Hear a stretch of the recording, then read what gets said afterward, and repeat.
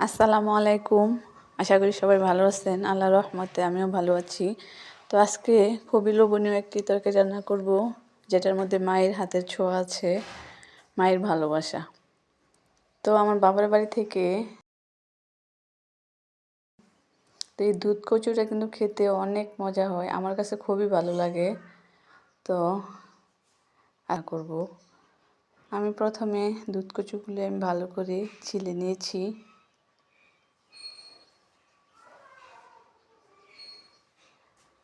ছিলে পরিষ্কার করে নিয়েছি। এখন আমি এগুলিকে ভালো করে ধুয়ে নেব।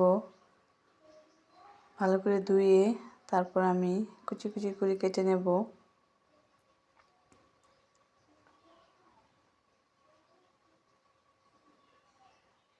এভাবে আমি সবগুলো কচু কেটে নিয়েছি।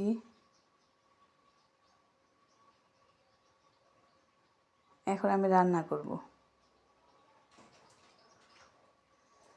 তো রান্না করার জন্য আমি প্রথমে কিছু রুই মাছ ভেজে নেব।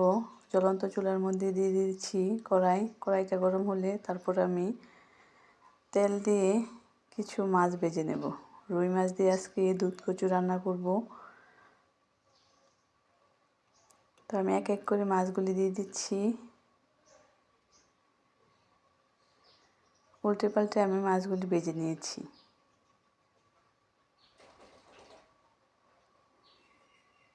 এখন আমি মাছগুলি নামিয়ে নেব।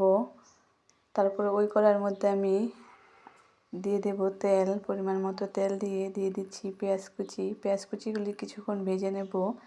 তারপর আমি হলুদের গুঁড়া, মরিচের গুঁড়া, ধনিয়ার গুঁড়া, লবণ, একটু পানি দিয়ে আমি মশলাটাকে ভালো করে কষিয়ে নেব। যখন মশলাটা কষানো হয়ে যাবে তখন আমি কচুগুলি দিয়ে দেব।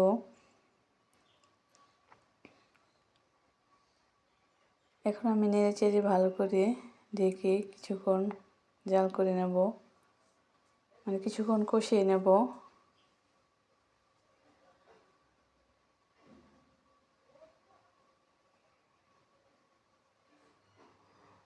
ঢেকে আমি কিছুক্ষণ কষিয়ে নিয়েছি।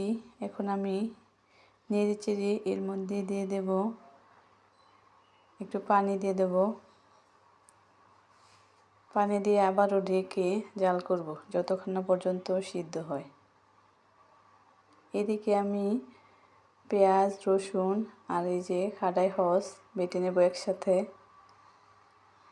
বেটে নিয়েছি। কিছুক্ষণ জাল করার পর ঢাকনা খুলে নেড়ে চেড়ে আমি মাছগুলি দিয়ে দেব। তারপর দিয়ে দেব বেটে রাখা মশলাটা, দিয়েও নেড়ে চেড়ে দেব।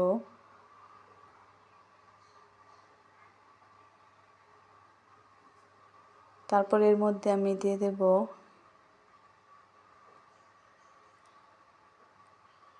কিছু জলপাই দিয়ে দেব।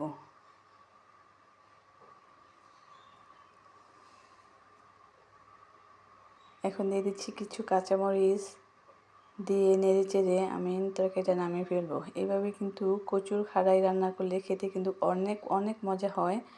তো আজকের রেসিপিটা কেমন হয়েছে সবাই কমেন্টে জানাবেন। আপনাদের সবাইকে অসংখ্য অসংখ্য ধন্যবাদ আমার পুরো ভিডিওটি দেখার জন্য, আমার পাশে থাকার জন্য। আল্লাহ হাফেজ।